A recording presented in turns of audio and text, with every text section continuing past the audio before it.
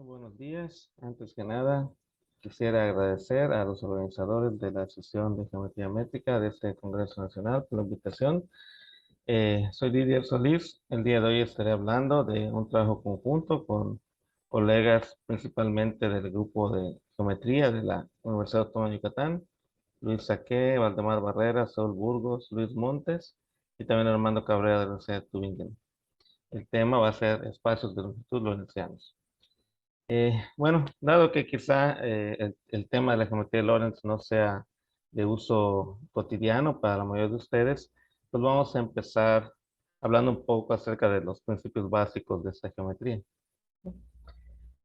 Definitivamente, una de las motivaciones detrás del desarrollo de la geometría de Lorentz está en la física, en particular en la teoría de la relatividad. Aquí vemos a Albert Einstein escribiendo un caso particular de las ecuaciones de campo de Einstein que aparecen aquí en la diapositiva. Estas ecuaciones lo que hacen es modelar la interacción entre el espacio en la geometría, la curvatura del espacio-tiempo y la materia que en él opera. Es un principio fundamental de la teoría general de la relatividad.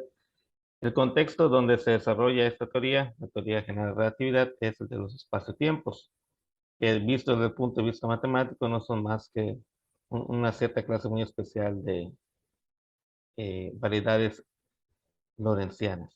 En particular son variedades diferenciables. Entonces, si queremos estudiar geometría de Lorentz, en particular tenemos que enfocarnos en lo que sería el modelo lineal, es decir, la geometría que vamos a imponer en cada espacio tangente a nuestra variedad. ¿Sí? En este caso, pues se trata de una geometría esencialmente euclidiana, o sea, se trata de un espacio vectorial real. Sin embargo,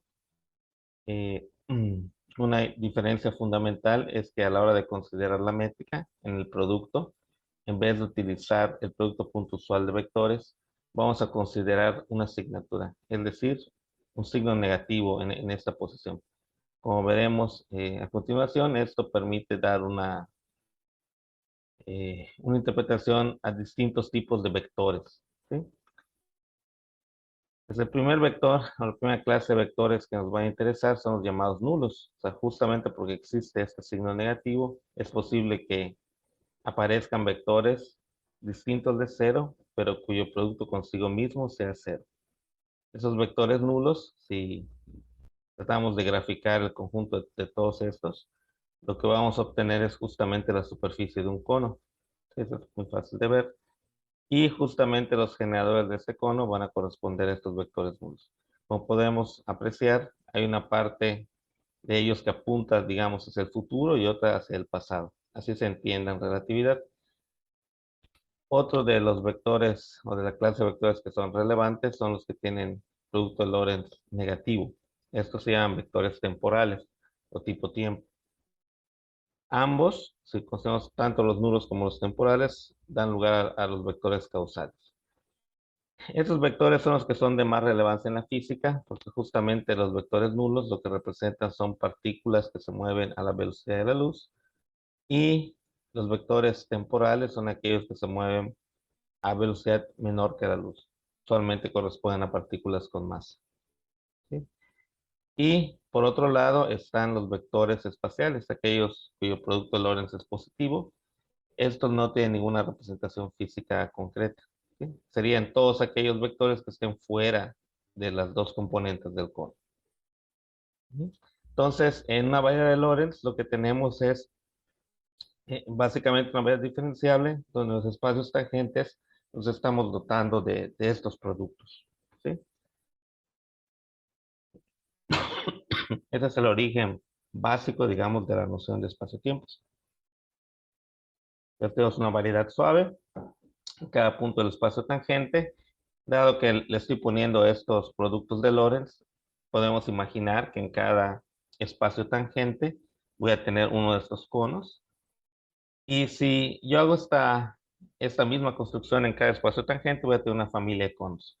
Como comentamos, cada cono tiene bueno, dos componentes de hecho. Y si puedo escoger uno de ellos de manera consistente a lo largo de toda la variedad, digamos, suavemente o incluso continuamente, voy a tener una noción global de futuro, ¿sí?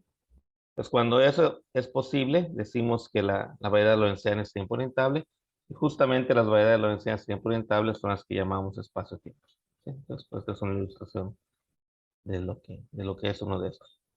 Estos, como comentamos, son los objetos de estudio fundamentales en la teoría de la relatividad, y esta construcción aporta un elemento que no está presente en la geometría riemanniana, por ejemplo, ¿sí? Y ese elemento de la causalidad es un concepto que es muy propio de la geometría de Lorentz. En otras asignaturas tampoco existe causalidad, solo en asignatura 1. Y consiste en lo siguiente. Al considerar curvas diferenciables en la variedad, puedo pensar en cada punto de ellas, en sus vectores tangentes, y verificar si están o no dentro de los conos, ¿sí? Por ejemplo, para esta curva negra, vemos que en efecto en cada punto su vector tangente está dentro del cono, en este caso futuro, ¿sí? A estas curvas son las que llamamos curvas temporales o causales, dependiendo si los vectores son temporales o causales, ¿sí? En este caso sería futura, porque caen en las componentes futuras de los conos. Por otro lado, curvas como esta roja que acabo de poner, pues tienen poco interés justamente porque sus vectores tangentes no caen dentro de los conos, ¿sí? Bueno, entonces lo que sucede es que al tener estos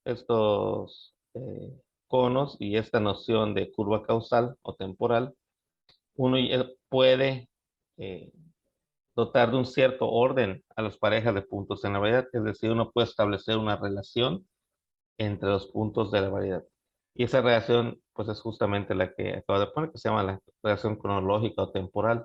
Voy a decir que dos puntos están temporal o cronológicamente relacionados si es posible unirlos mediante una curva temporal, ya sea futura o pasada. En este caso, futura. Y de manera análoga, voy a decir que dos puntos están causalmente relacionados si existe una curva causal que los une, ¿sí? Ya sea pasada o futura. Bueno, estas relaciones van a ser fundamentales en el desarrollo de la teoría. Desde el punto de vista físico, lo que representan son justamente las causas y efectos que pueden ocurrir entre los diferentes eventos. Es decir, si dos puntos P y Q están temporalmente relacionados, lo que estaría diciendo es que lo que ha ocurrido en P afecta de manera palpable, digamos, física, lo que ocurre en Q. Ujú.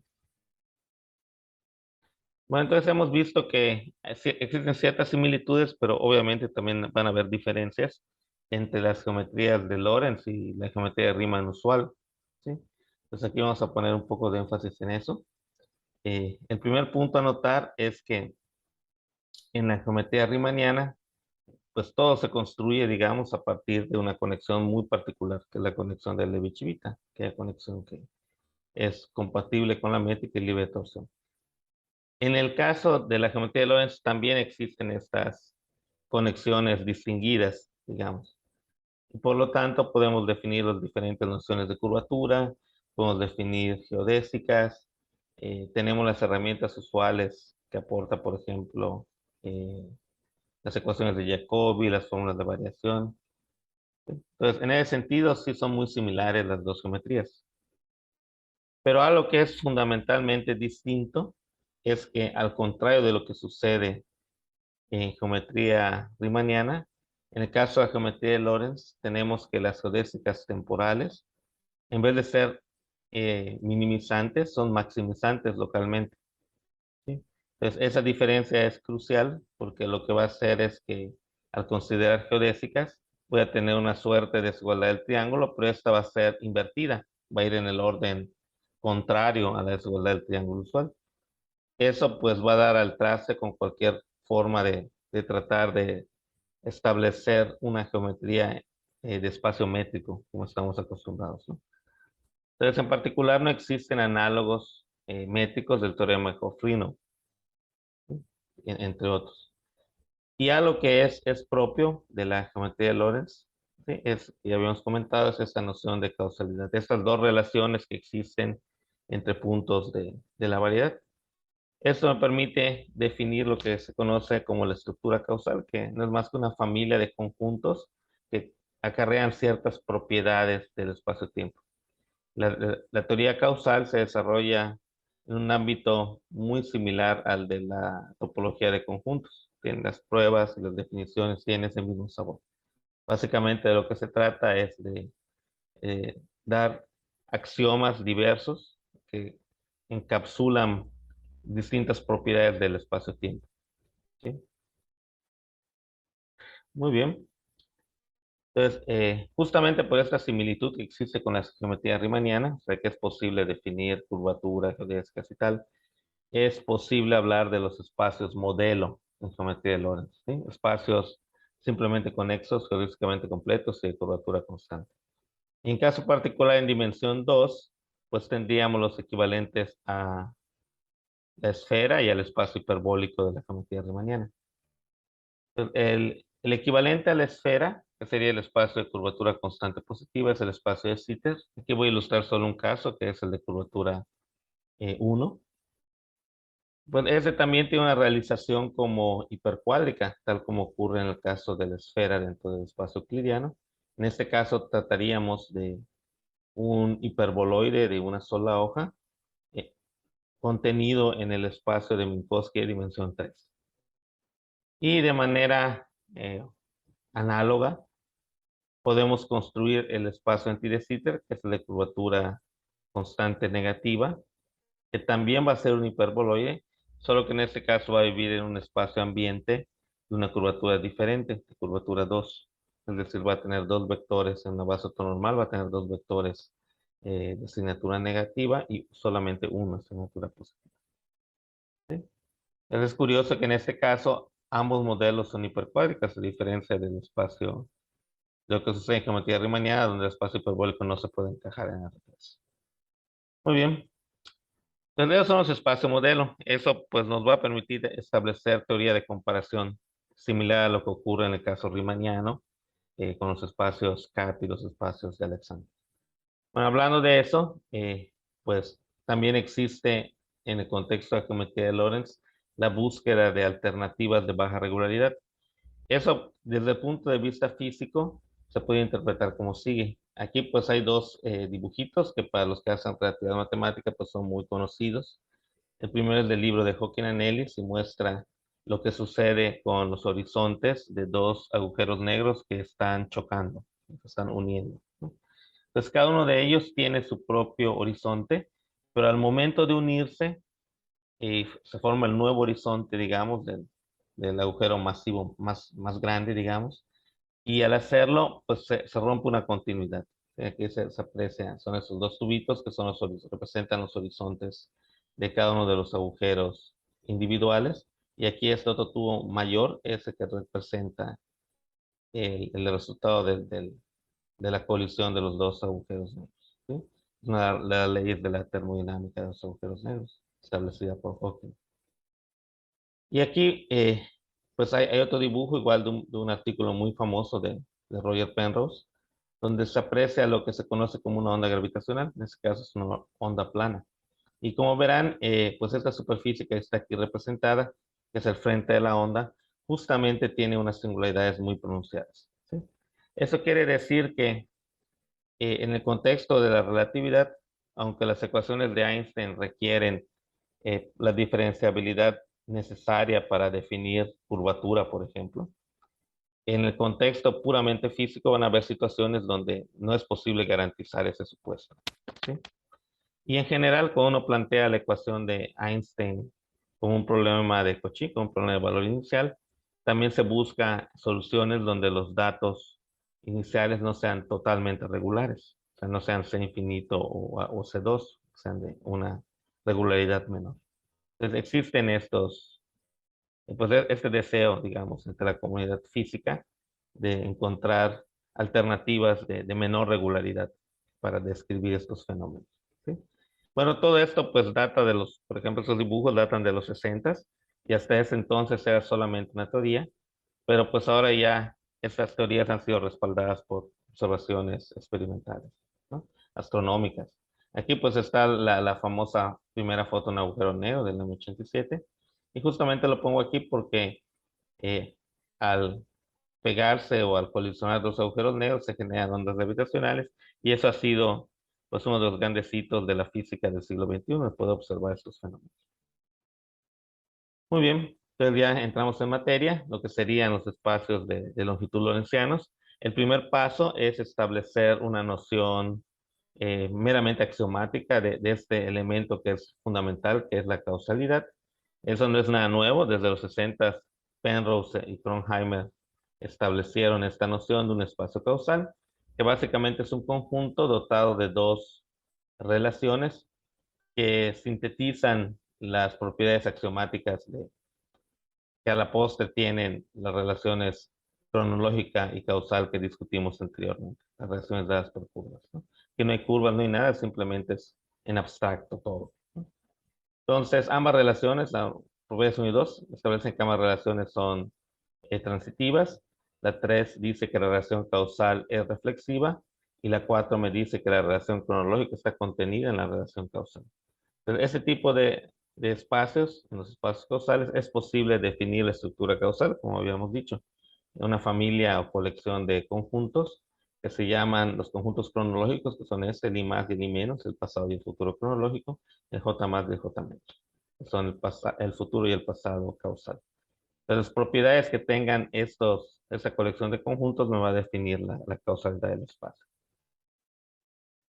Bueno, otro ingrediente ya novedoso es el de la separación temporal.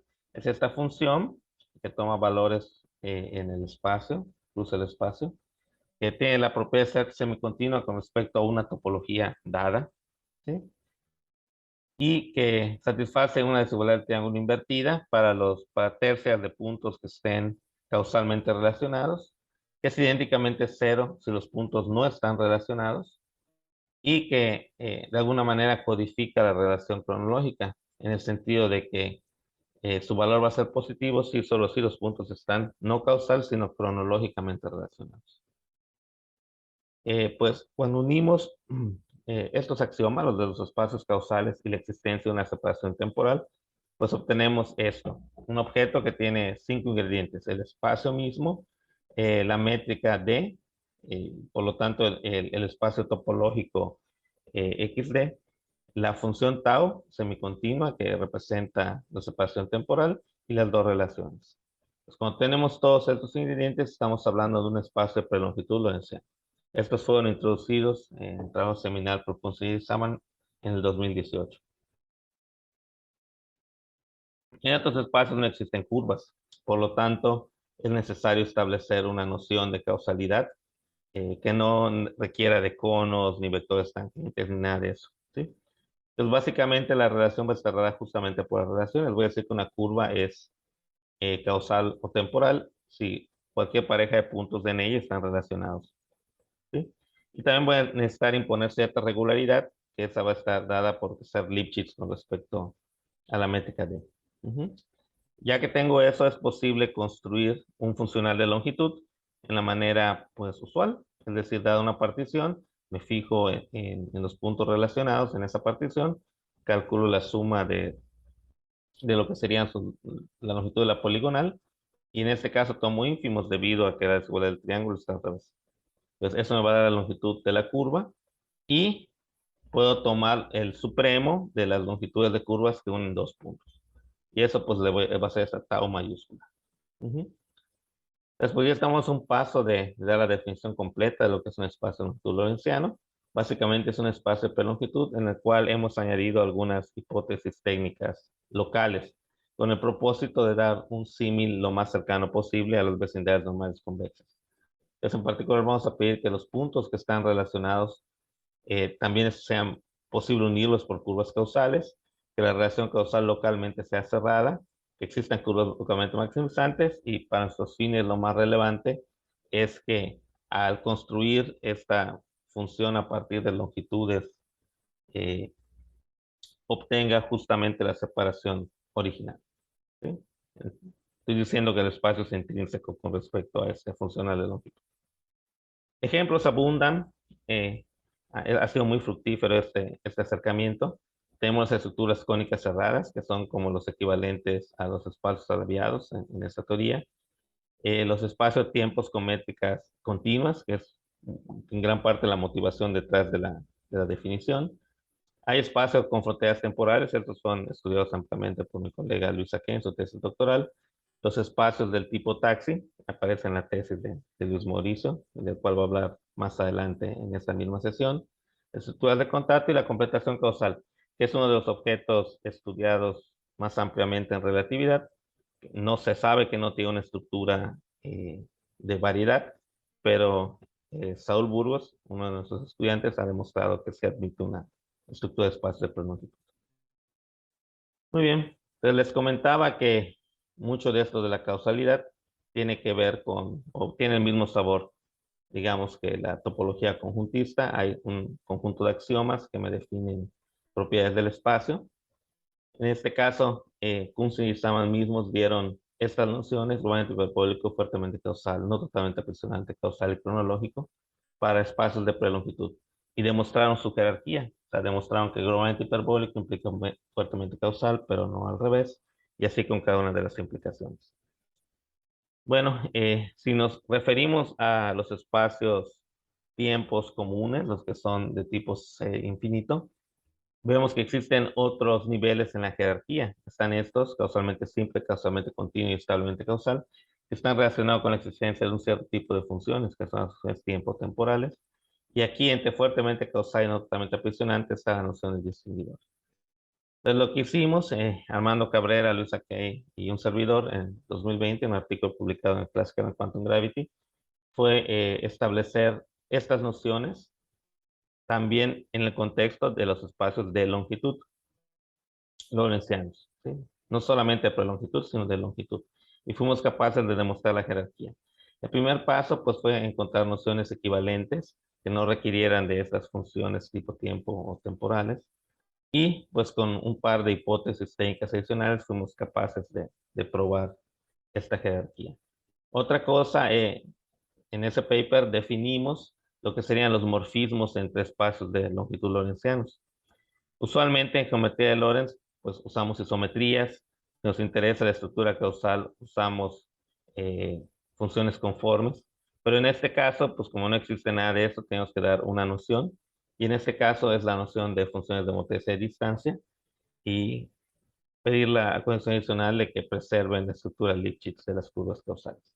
Entonces, con estos morfismos fuimos capaces de demostrar que existe eh, estoy poniendo el teorema, que es posible establecer una correlación entre espacios de longitud, en el sentido que si existe un morfismo de estos y estamos en las partes más altas de la jerarquía causal, eh, un espacio tenga una propiedad, digamos, argumento hiperbólico causalmente simple, se traduce en la misma propiedad en el espacio de llegada. ¿Sí? Bueno, quizá algo más interesante para la comunidad que nos está escuchando es que también existe una teoría de comparación. De esta, pues solo voy a hablar brevemente, ya que eh, Luis Mauricio va a hablar en extenso de esto más adelante. Entonces, básicamente, localmente puedo definir triángulos geodésicos en un espacio de longitud lorentziano. Los puedo comparar con espacios, con triángulos en el espacio modelo, triángulos de comparación, o sea, triángulos cuyas longitudes de lado sean las mismas que el triángulo original. Y puedo definir una noción de cuotas de curvatura como sigue. O sea, tomo puntos P y Q relacionados en el espacio modelo y voy a decir que se satisfacen condiciones de curvatura si se dan esas desigualdades. Observen que esas desigualdades justamente están en sentido inverso que las usuales en geometría riemanniana, digamos, ¿no? Los espacios de Alexandrov. Y eso se debe justamente a que la desigualdad del triángulo está invertida. Entonces, al igual que sucede en el caso de la geometría métrica usual, existen otras nociones de curvatura que están dadas por la condición de bisagra, la convexidad de Alexandrov, la propiedad de que se cumpla la versión local del teorema de Toponogov o una desigualdad de los ángulos adyacentes. Todas estas, nosotros en un artículo que está publicado en el Archive, logramos establecer su equivalencia. más o menos al mismo tiempo, eh, Beran y Saman probaron las mismas equivalencias en un contexto un poco más amplio porque nosotros lo hicimos solo en curvatura acotada por abajo y ellos lo hicieron en curvatura acotada tanto por arriba como por abajo. Hay algunos resultados que nosotros tenemos, como este que les presento, una primera fórmula de variación, que ellos no tienen, y viceversa. También hay algunos resultados muy relevantes, como la desigualdad del triángulo para ángulos, que está probado por Beran y Saman, que nosotros no atacamos, ¿sí? Entonces, pues con eso ya termino. Aquí están las referencias. En la primera, pues es donde establecemos que la completación causal tiene una estructura de espacio por longitud. Esa ya fue aceptada para el General Relativity Invitation. El segundo es el de la jerarquía causal. El tercero, pues es una aproximación a la teoría de comparación para variedades semirriemannianas. El cuarto, pues de eso va a hablar Luis Mauricio más adelante. El quinto es este trabajo de ángulos de Gran-Saman. Y el sexto, pues 3,5, probablemente ese sexto es el trabajo fundamental seminal de constitución. Si estudiantes o algún investigador interesado en estos temas, pues aquí en la Universidad Autónoma de Yucatán tenemos muchos problemas abiertos y proyectos vigentes en los que podemos colaborar. Por mi parte es todo y que tengan un muy feliz día. Muchas gracias.